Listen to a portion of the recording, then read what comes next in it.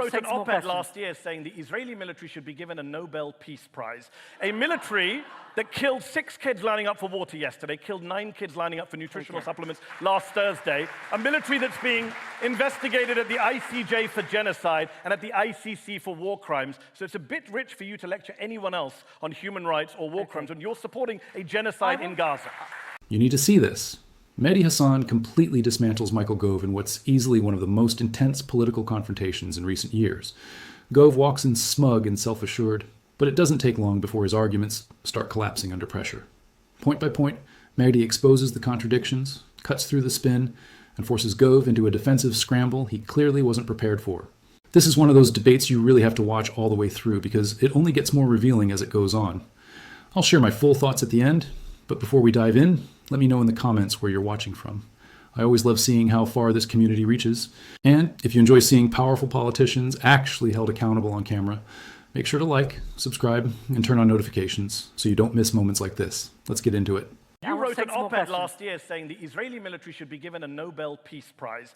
A military that killed 6 kids lining up for water yesterday, killed 9 kids lining up for nutritional supplements last Thursday, a military that's being investigated at the ICJ for genocide and at the ICC for war crimes. So it's a bit rich for you to lecture anyone else on human rights or war crimes when you're supporting a genocide in Gaza.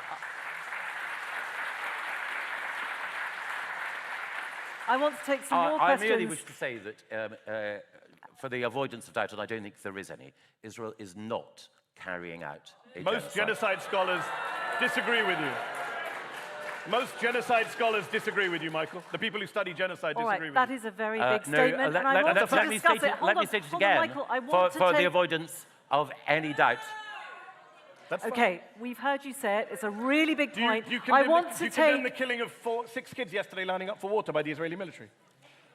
I condemn the loss of all innocent lives. All lives matter. He can't do it. He can't condemn the Israeli military. I want to take a couple more questions, Michael. I think just that wait. it is the right of the Israeli Defense Force to defend to kill 6 the kids. only democracy. To kill 6 kids lining up for water. Can we take a couple of questions? I would say, have you been asleep since October 2023 as we've watched on social media the extermination of a people, the ethnic cleansing of a people, the killing of a people? If you have to only listen to Israeli politicians say the most outrageous things about burning down Gaza, about Amalek, about all of the people being responsible. Bezalel Smotrich, the finance minister of Israel, said recently, we are conquering, cleansing, and remaining in Gaza. It will be totally destroyed. We are disassembling Gaza. We'll leave it in ruins without any global precedent. That's the kind of stuff that Michael's come to defend tonight. And look, some of the leading Israeli Holocaust scholars, Michael, Omar Bartov of Brown, Amos Goldberg at Hebrew University, Raz Siegel, Dr. Shmuel Liederman here in the UK. Israeli Holocaust scholars have come out and said, we didn't think this at the beginning, but we do now think it meets the definition of genocide, what is going on there. And even if you don't want to call it a genocide, Ehud Olmert, on the front page of today's Guardian, former right-wing Prime Minister of Israel, says the plan to concentrate everyone in one place is a concentration camp, his words, not mine, and it would be ethnic cleansing, his words, not mine. So I think at this point, I think it's insane to still be saying Israel has a right to defend itself when they are killing and ethnic cleansing. I mean, the problem, just one last point. The problem for people like Michael, and I debate a lot of people in the West defending Israel, the problem for people like Michael is they make this very, I want to say, good faith defense of Israel, its right to defend itself, but then you just have to listen to what Israeli politicians are saying, and they are throwing Michael under the bus. They're like, no, we do want to kill everyone. We do want to get rid of everyone. We do want to conquer Gaza. This isn't about self-defense. Just listen to what Israeli politicians and ministers themselves are saying. Listen to Israel Katz, listen to Bezalel Smotrich, listen to Ben Gvir, listen to Netanyahu. It's on the record. Yeah, listen to Donald Trump and his ethnic cleansing. Michael, do you support Donald Trump's ethnic cleansing plan, Michael? Okay, let's Michael answer. The first thing that I would say. Let Michael speak. Let's hear what he has to say. No, it is emphatically not a genocide. I have to go in just a second, but I've stayed longer. But please answer. I would have stayed longer than I was due to, just because I wanted to say a few words about that. Israel is involved in a conflict, in a war that it did not seek.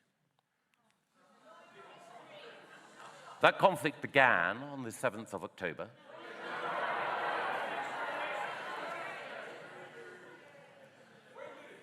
When Hamas unleashed an attack on young people who were celebrating at a music festival.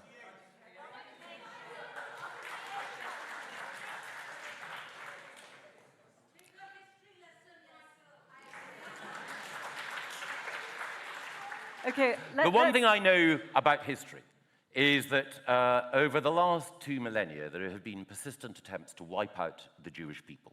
Those persistent attempts have been relativized, those persistent attempts have been overlooked, those persistent attempts have been justified at different times. And now what we have is a country, the only democracy in the Middle East, one in which human rights, the rule of law, Michael, you're a smart and the guy. rights, You're and the a smart rights. guy. Mehdi, I chose not to interrupt while you were outlining your case, and a belief that every life is precious is defended. What about the kids killed yesterday? And what about all the kids and being it is killed? a country. Come on, engage with the It is a country which all of its neighbors at different times have tried to crush and destroy.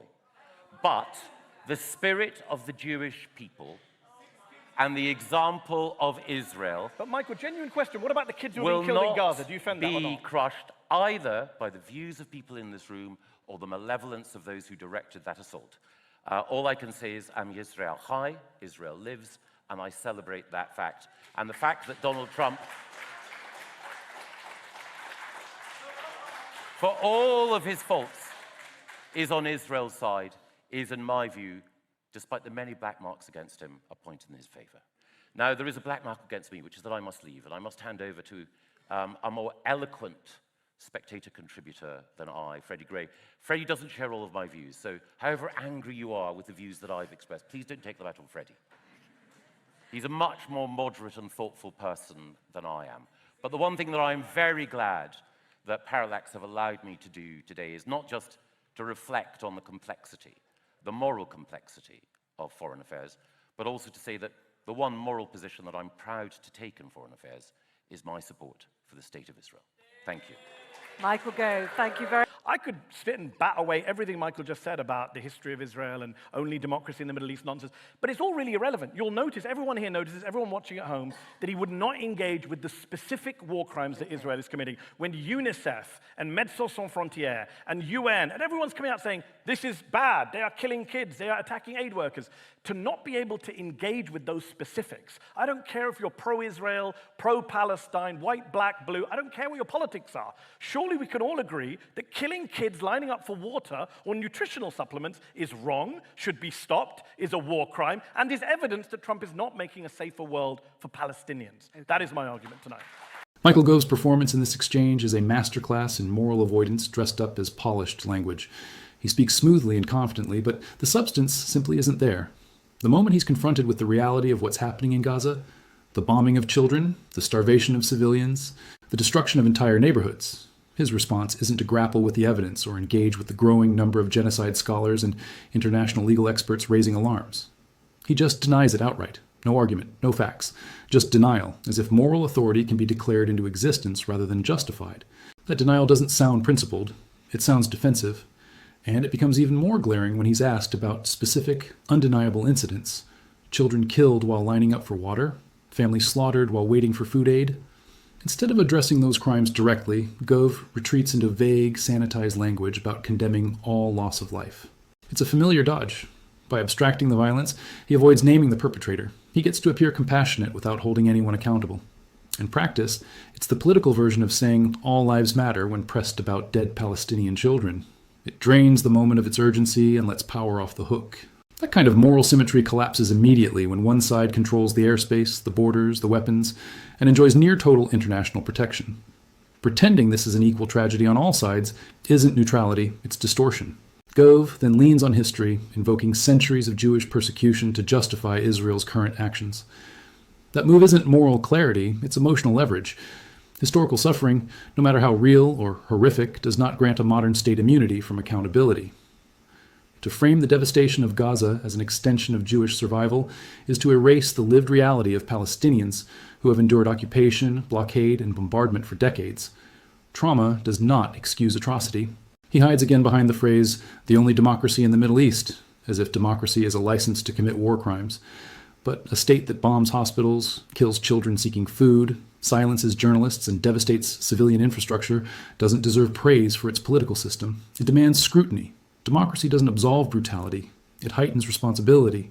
His praise of Donald Trump only deepens the hollowness of his argument. Claiming Trump made the world safer begs a basic question. Safer for whom? Not for Palestinians facing mass displacement and death, not for aid workers trying to deliver food under fire. Trump's unconditional backing of Israeli expansionism, the cutting of UNRWA funding, and the normalization of illegal settlements didn't stabilize the world. They intensified suffering. Calling that leadership isn't realism, it's complicity. What ultimately exposes Gove's position as morally empty is his complete refusal to confront the human cost. He's presented with UN reports, eyewitness testimony, and even warnings from Israeli Holocaust scholars who now recognize genocidal patterns. He sidesteps all of it. He invokes complexity as if the word itself can wash away the images of starving children and shattered hospitals. But some things are not complex. Children dying of thirst because their water infrastructure was destroyed is not a philosophical dilemma. It's a crime. And no amount of polished rhetoric can conceal that reality.